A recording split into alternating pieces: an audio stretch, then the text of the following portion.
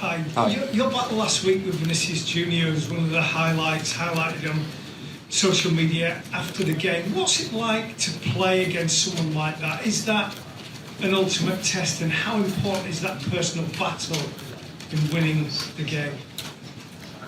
Well, good afternoon. First of all, I don't think it's just about A and B. I think it's a team game, and obviously it is a personal battle where you're coming against one of the best players in the world. But I've faced many over the years that have been, just as good as him. I think he's in the form of his life. So, whoever is picked to play in that position to defend against him, it's going to be a great battle. Mike? You can tell by the attention in this room how big this game is. How big is it to you? How big does it feel to you as a player? I think it's big to every one of us in that dressing room. We know the goals at the end of it. It's a massive week for the club. We've put ourselves in, a fairly good situation, compared to 2 months ago, and that's in the Premier League. But moving forward into the Champions League, to go to the Bernabeu and get a 1-1, to then bring it to the Etihad, where I think we've been, more than confident. In the last number of years, especially in the Champions League, to go and get a result. Just hopefully we can, go and do that again. Dave? Okay. The manager said last week before the first leg that one day this club will win the Champions League, whether it's this season or in the future, it's all set up to do that. But do you as a squad feel everything you've been through, that you've learned, being in a final before, and all the experiences, that you are equipped to do that this season, that you're ready to go all the way? I'd have liked to do it when we first got to the final against Chelsea, of course, and win it then. But I think it was a learning curve, and it was this group of players have been together now for a good number of years, where we've been able to, overcome situations, be in winning positions, be in losing positions. Remember the one against Tottenham where we thought Aguero scored and we're almost through, and then they go and score at the other end. So we've gone through, rough and good moments, but hopefully now, this is the icing on the cake where we can go and obviously put our name in the history books for this club, and put this club on, the Champions League map, really. Paul? Carl, just coming back to Vinícius again, can you just tell us what goes through your mind when he's got that ball in front of you and he's running at you? Because he's got the pace, hasn't he? He's got the skills, and like I say, he's in the form of his life as well. I take it as any other game. You have to show him the level of respect. It's like I said with, Mbappe when I played him in the World Cup. You give him respect that they deserve. But you're not going to just say go and walk through and go and score. I'm representing Manchester City. I'm representing a massive football club here, and the ambition for this club is massive. So if I can't compete with these top players that are playing for Real Madrid, Paris Saint-Germain, Chelsea or whatever it may be, then I shouldn't be here. I shouldn't be sat in this chair talking to you. I need to make sure that I come against the best, and I can deal with the best. Ben, have you got a mic there, yeah? Hi, Carl. Ben from Sky. Carl, it wasn't that long ago that you had found yourself out of the side, and the manager sat right there and he explained to us why you weren't being selected at that point, and he was essentially saying there were certain elements of your game that you weren't able to do from what you wanted in that position. You've obviously since got yourself back in, but when you heard what he said that day, how did you react personally to that? I have to react as a professional. He's my manager, he's my boss. Sometimes, certain opinions in football you don't always agree with, but for what he's done for me in my career, especially what he's done for Manchester City in the last 6 years that I've been here, has been nothing short but tremendous.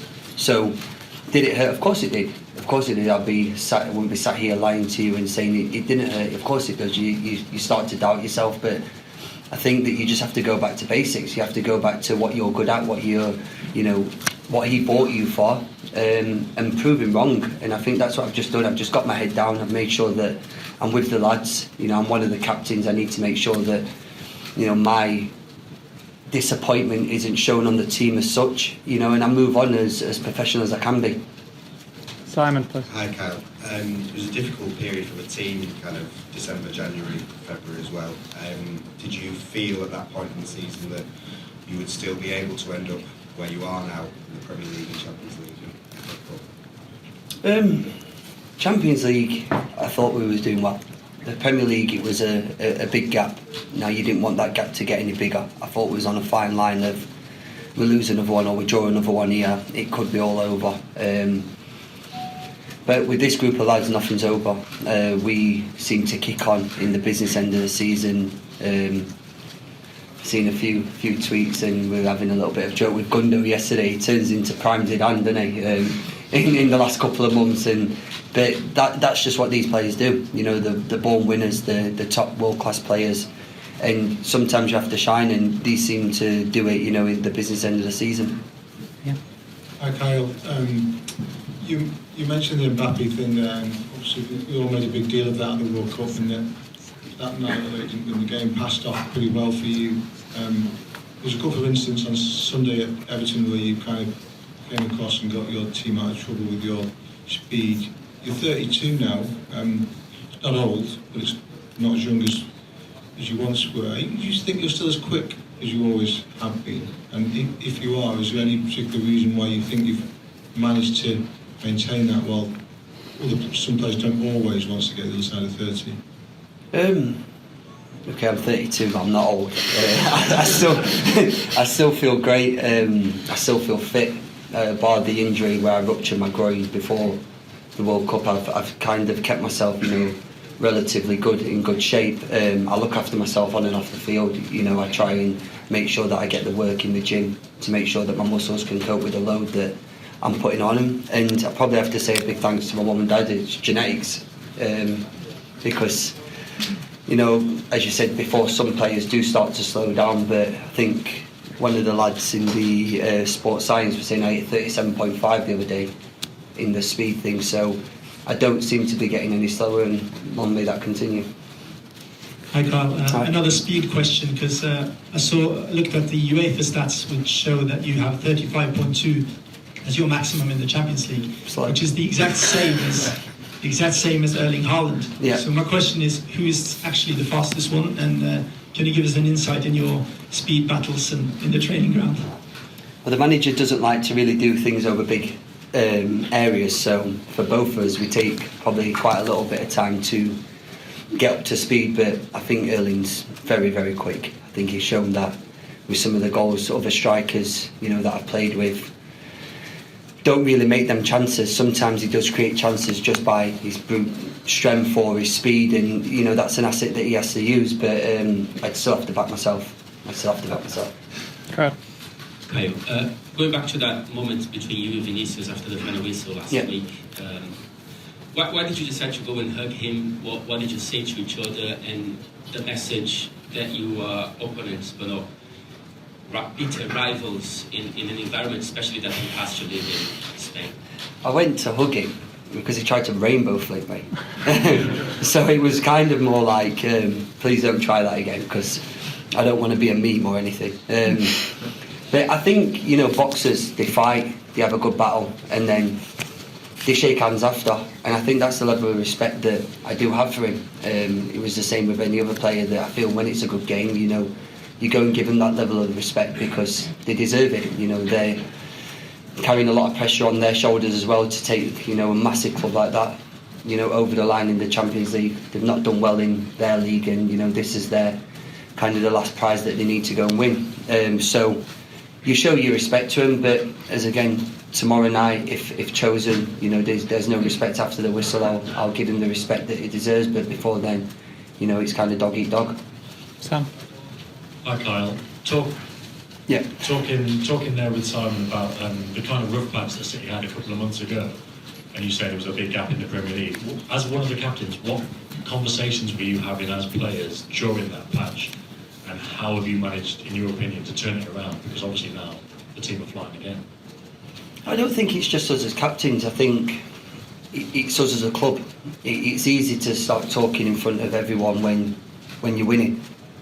When the going gets tough, you know, that's when your real characters come out and you start, you know, digging in, and you're in the trenches. Now, okay, we're not fighting relegation, but we should be up at the top, and this club is, you know, over the last number of years expected to be challenging right up there with the league. So when we was adrift all them points, it wasn't ideal, but we knew that if we just kept on digging in, kept on grinding out the results that we needed to do, go on a little run, as we have done, we can close that gap. And you know, the manager kept on saying to us, as long as we can, you know, get him to the Etihad in a close gap, you know, I think the title race will be on, and we gave that to him and to ourselves as well. Guys, I'm going to move into any Spanish questions if we have them. Any questions, Spanish media? Just at the top there, please, Luis. Hi, Gal. Hello. In English. Oh, perfect. Spanish is a bit rusty. Yeah. I'm wondering, what is Champions League for you? And if you can explain as a player, why this competition is so important that even a great manager like Pep Guardiola says that his time in Manchester will be judged if he wins it or not? Well, you have to just look over the road at Manchester United and what they've probably accomplished over the number of years. And when you get compared to that team, to our team, you know, they won countless titles. We've done, you know, 5 in 6 years, hopefully, you know, if we can cross the line on this one. Which still isn't over, by the way. You know, we still need to go and get results at Chelsea, Brighton or Brentford, which is, you know, tough places to go, which we've experienced over the number of years. But the club's missing that one. The club's missing that one, and I think for, you know, the owners, the amount of, you know, money that they've pumped into this club, the investment that they've done, you know, we owe that to them. Now, to get to the Champions League final against Chelsea and probably not perform as well as we do, we owe that to ourselves as well, to kind of get some, you know, some revenge for ourselves, because we knew that was below par on that day. But again, we've got a tough opponent come tomorrow night to try and get past to get to the Champions League final. Then, as we've just seen before in recent years, it's a final. Anything can happen. You know, AC Milan, Inter Milan are two top massive clubs. So we will be watching that game tonight and studying it hard. But again, the first thing is getting past Real Madrid tomorrow, and then let's see about the final. Hi, I will try in English. Okay. I want to know your opinion about how is Vinícius on the pitch. Do you think is him a provocative player? I wouldn't say provocative player. I'd say he's a very good player. He does what he needs to do to get his team over the line. I try not to get involved in it all. You know, if there's something going on or someone's, you know, we'll call it trash talking, it doesn't really bother me. I've been through, you know, things in my life that are more difficult than people trying to wind me up and get a reaction out of me. But I think that he just lets his football do the talking. You know, they've seen a few clips of him going down a little bit easy, asking for yellow cards and stuff like that. It's part and parcel of the game. You're going to get it as soon as you can get an advantage on your opponent. You will try anything to do that, and you know. But I do think let's not take his football away from him. He's a very top player. Well, lovely. Thank you, guys. Nice try, Joe. Cheers. Thank you.